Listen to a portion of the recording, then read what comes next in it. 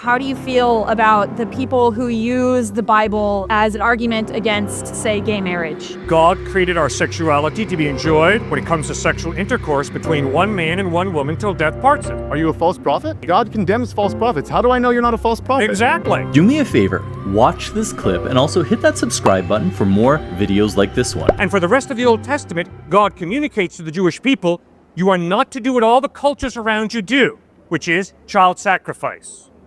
He communicates time and time again. Not only that, God says, I will judge you if you sacrifice your children. They disobeyed him, they sacrificed their children, and he judged them, first at the hands of the Assyrians and then the hands of the Babylonians. So let's not go off into what ifs. Let's stick with the facts, okay. What really happened. All right, the facts. The facts are, they disobeyed God, they sacrificed their children, and they were swept into captivity for it. He judged them for it. So that's the fact. You're excusing God's hypocrisy on this one occasion. No, I'm not. I have repeatedly said to you, it was a unique event. Right. Please understand, it was a unique event where God is testing one man, Abraham. And he's saying, Abraham, I want you to sacrifice your son. Clearly, verse 1, Genesis 22, God tested Abraham. It was a test of one individual. Okay. And you think, but then that's moral then. I guess my question was, does killing your son become moral? Does anything, not necessarily killing your son, if that indeed was a one-time proposition, but is doing anything God tells you to do instantly become moral because he is commanding it? For example, me personally, I believe that if somehow, it's a silly proposition, I'll grant you. Somehow we were to prove, like permanently and with 100% absolute certainty, that God is not real. Let's say we were to prove that. God does not exist. Yep. Christianity is a book of fables, nothing more. Right. I do not think that you would suddenly lose all of your morality and start raping and murdering people in the streets. Nor do I think, maybe you would undergo a severe crisis of faith, but I don't think that all of the morals that you currently abide by, the idea that you very passionately presented that date rape is wrong, I don't think you'd suddenly waver in that understanding if you realize God didn't exist.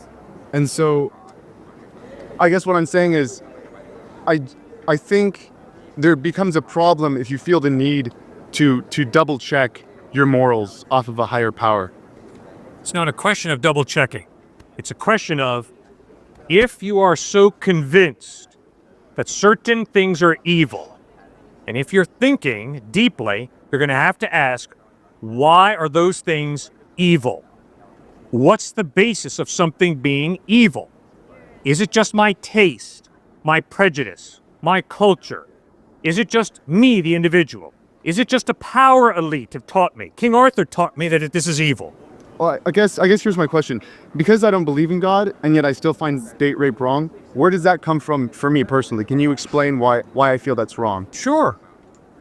Because although you don't acknowledge it, you're a human being created in the likeness of God with a conscience and a rational mind. So here's what I want to ask. Isn't there a bit of redundancy in that assumption? That assumption that God implanted my morals on me already. I didn't have to learn about God to know that date rape is wrong.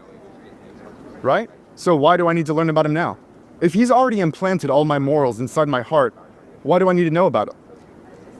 For example, why do you need to know about God if he's already given you all of your morals? If he's, like you said, given me a conscience. Whether I asked for it or not, I've got it now, according to you. So why do I need to care about God? First point, because my conscience convicts me that at times, although I know what's good, I do the opposite, and that's why I experience guilt. I think you probably have experienced guilt maybe once or twice on your own. More than once or twice. Good. Great. Now, Jesus Christ bled and died on a cross, he claimed, to forgive you and to forgive me. Now, if we experience guilt, the question is, how do we handle guilt? One very healthy way to handle guilt is to turn to Christ for forgiveness and to receive God's forgiveness for the wrong that you and I have done. Second point, there are very few moral absolutes. Very few. And the majority of life is lived in the gray world. If there is a God who's just, don't you think it would be wise to ask him for wisdom to make ethically responsible decisions living in a very ethically gray world. I wanted to ask you, in the Ten Commandments, God lays down some very specific moral guidelines. Yes. Thou shalt not murder. Right. Why wasn't thou shalt not enslave your fellow man included? I don't know. Why is that not something that he felt? Because he didn't feel the need to guide people away from murder. He didn't say you can murder people twice every year until you wean yourself off of it, Right. Because everyone loves to murder, so just get yourself away from that little by little, like we will with slavery. Right. Why didn't he just say slavery's bad, I'm God, deal with it? You bet. I don't know. And I really don't know why God hasn't sent a message to American Christians that driving Mercedes and BMWs and having 3 houses is immoral. Because we have the solution to the starvation on the world, on the planet. It's wealthy people share your wealth. I don't know why God hasn't done that. But I can promise you, sir, what you need to tell your professor or yourself or whoever's talking to you about Exodus, Leviticus, and Numbers and Deuteronomy is one thing, and I'm pleading with you, and I've repeated, I'm going to tell you one more time. If you think that the Mosaic legislation for the theocracy of Israel is not different from the moral law found in Exodus 20, you're making a huge textual mistake. There's a humongous difference between those 613 laws found in Exodus, Leviticus, Numbers, and Deuteronomy that apply to the theocracy of Israel and the moral law of God found in Exodus 20. And if you can't learn to distinguish between Mosaic legislation and a moral absolute, we got to go back and do some more homework. Okay, I just wish that had been made more clear, I suppose, because, So do I.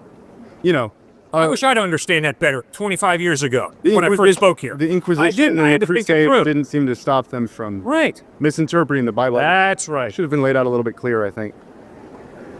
Oh, really?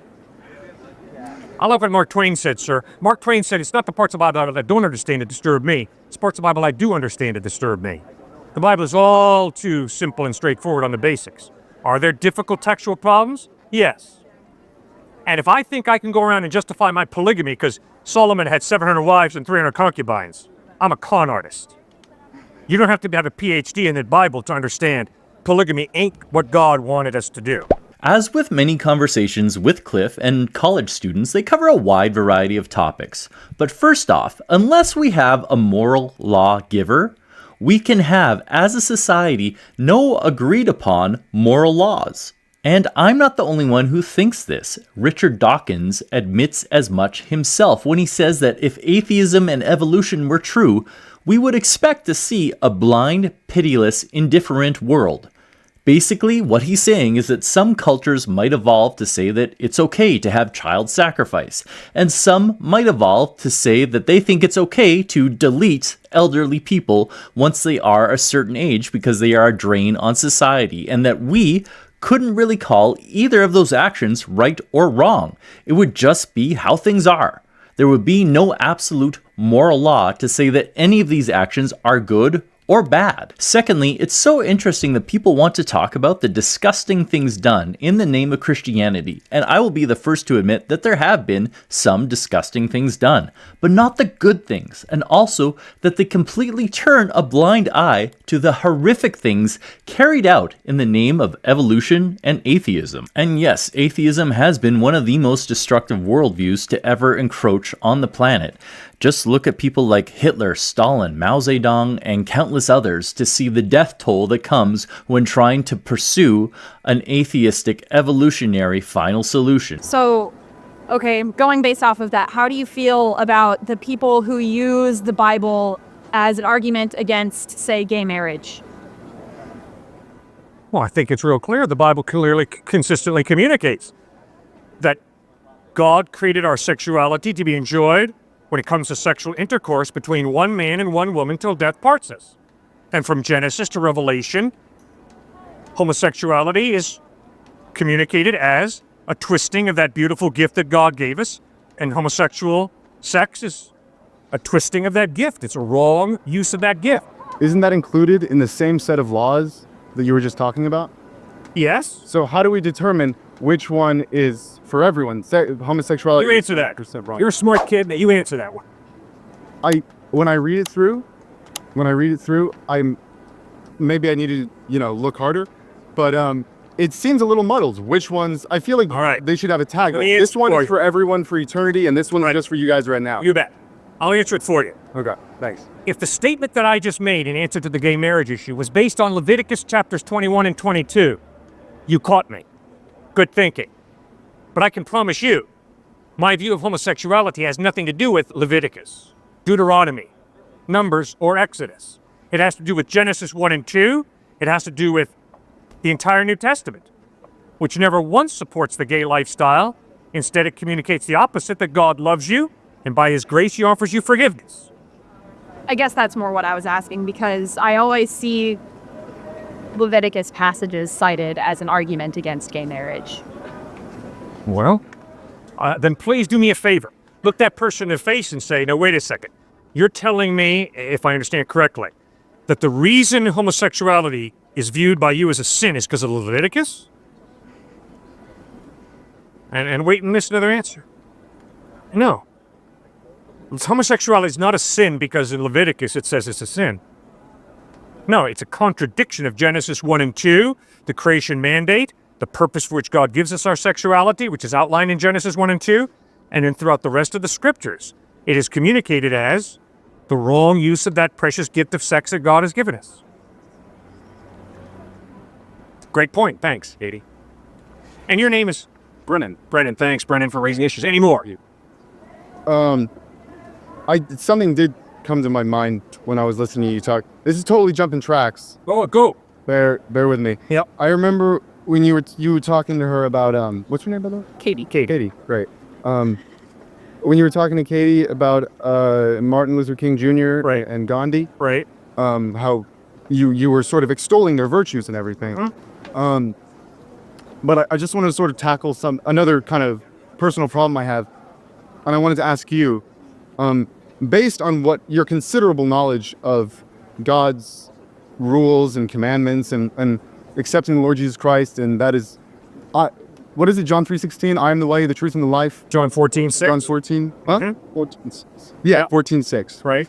I am the way, the truth, and the life. Right. No one comes to the Father except through me. Right. Isn't Gandhi burning in hell right now by that verse? The person that we should all respect to some degree, and that you obviously respect, is he not being? Wasn't he cast into the pit of fire because he didn't believe in Jesus Christ? I do not know whether Gandhi's going to heaven or hell. I don't know where anybody's going. Why?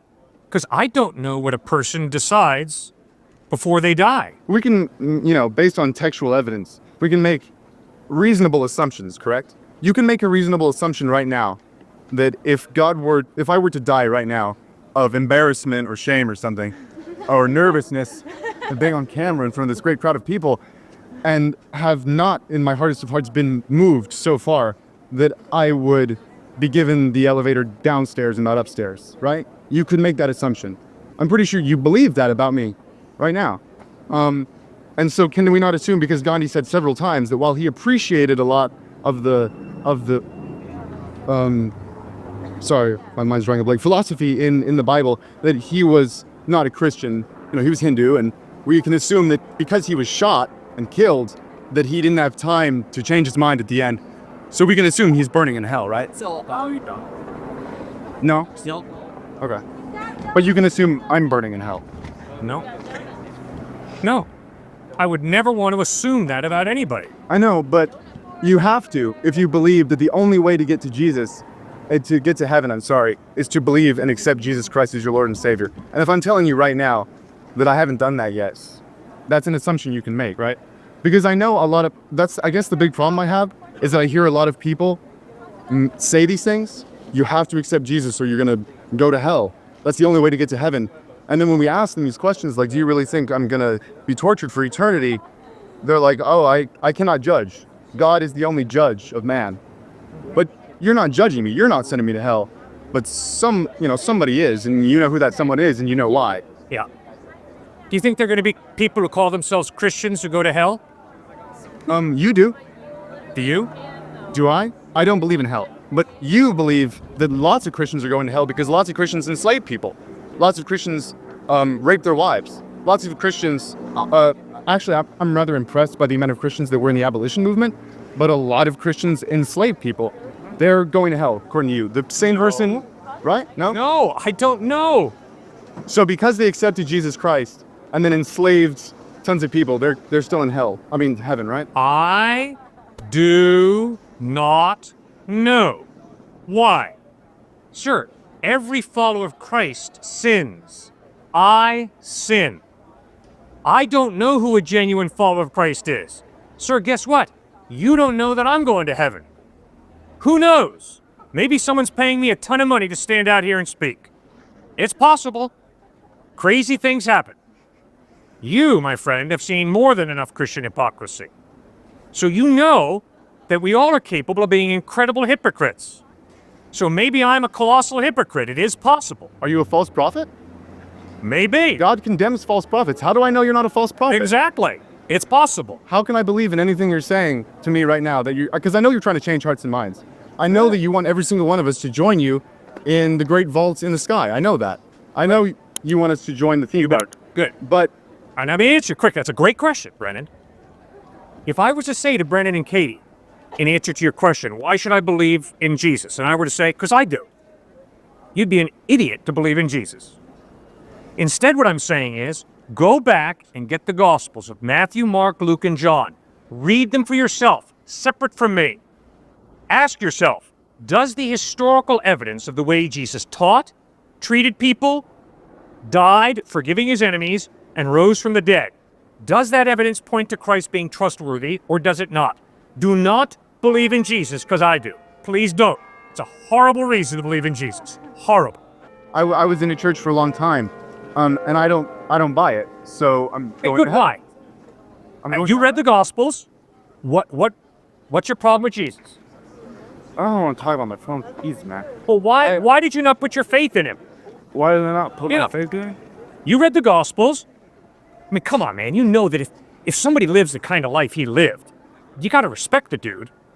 If someone teaches the type of ethical teachings that he taught, I mean, Robert Coles, psychology professor at Harvard, says all the writings on ethics over the past 2,000 years are simply footnotes to the Sermon on the Mount. I mean, the guy was an ethical genius. Thirdly, if you watch him die, nailed to a crossbeam, and instead of cursing his enemies the way I would have, he prays, Father, forgive them, for they know not what they do. And then if you see that 3 days after he dies, he rises from the dead. Guys, it's a no-brainer. The guy's trustworthy. You can believe in him. So why couldn't you believe in Jesus? Well, actually, one of my favorite personal Christian philosophers, C.S. Lewis, disagrees with you entirely. Okay. He said that if Jesus, a lot of people, like for example, Thomas Jefferson, said, I don't believe Jesus was God, but I think he's a great moral teacher. Yeah. He's ethically genius. Right. What C.S. Lewis said is no, that's not true. Because if he was not the true Son of God, then he was a liar and a charlatan, and he led people astray. Exactly. I don't believe that he's God, so while I agree with a lot of the stuff he said, I can't buy into him as a perfect manifestation of God's existence on earth. And C.S. Lewis disputes the point you made that Jesus was an amazing moral teacher, because unlike, for example, Socrates, we can't prove Socrates existed either. There's no real evidence for his existence, but we can still take a lot of what he said to heart, right? But the thing with Socrates is it's not an all or one deal, you know? With Jesus, it's like we got to go all in or we're going to burn. With Socrates, it's like, well, I don't believe that he was greater, that he was superhuman, so I can take the little bits that I want, that I think are great. But with Jesus, you can't pick and choose. You're 100%.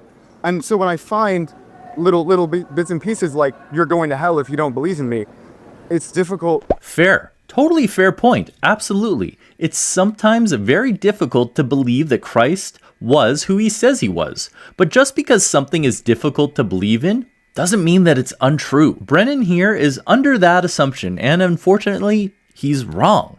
He says that he really likes what C.S. Lewis has to say on the topic, but C.S. Lewis himself says that Christ was either a liar, a lunatic, or Lord. Nothing in between. It's not possible. He was one of the three, yet Brennan claims that he likes some of what Jesus says, but he doesn't believe in him fully. So, rationally, we can assume that Brennan doesn't think that Christ was Lord, so he either thinks, by C.S. Lewis's own words, that Christ was a liar or a lunatic. What kind of person you know gives credit to a liar or a lunatic that says that that person actually had some good things to say. In that case, who's really the foolish one there? Is it Cliffe for going all in and believing that Jesus is trustworthy and was Lord and that we should listen to what he says? Or is it Brennan who's giving a partial amount of credit to a guy who, by Brennan's own account, thinks was either a liar or a lunatic? It's difficult to, All right, Brennan, as I listen to you, I hear hell come up time and time again. What problem do you have with hell? Give it to me. Why are you so offended by the idea of hell? I don't believe that there should be an eternal punishment for a mortal crime. I don't believe that the 80 years I'm going to spend on life gaining not a fraction of the knowledge that anyone can never achieve on life is worth any literal, never-ending eternity burning in hell. I don't believe there should be an infinite punishment for a finite crime. Okay. I do not buy that. Sir, go back to the text. Read the text. Find out, where does the Bible give us a photograph of hell? Now, does Jesus in the Bible describe hell in horrible terms? Obviously, yes. I'm going with him, but no question about it. But now, come on now. Why is there a hell? I wanted to she has a question. I just wanted to get out really quick. It's even less, honestly, and this may reflect poorly on myself. It's even less hell that I'm interested in. I don't want to go to heaven. I don't want the idea of living forever. Yeah. That really disturbs me. The idea of existing for eternity and never stopping, especially living in a place where the only descriptions thereof, or that we're supposed to be praising God on high for eternity. That's not the only description, Brennan. I'm going to be He honest. talks about serving God, working. I love to work. Do you? If I worked in this veil of tears for my whole life and then I get to heaven, it's just more work, I'm going to be a little disappointed. Oh, I'm sorry that this university gives you such a headache. Both the reward and the punishment don't appeal to me, maybe is the reason. I love to work.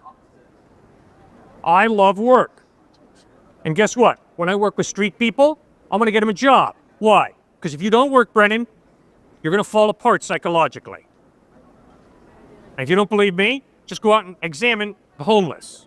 If they don't have a job, if they don't work, they tend to fall apart. It seems that God created us to work. And in heaven, we will be working. At heaven, we will also be relating. Guess what? I really love my wife. I really love my boys.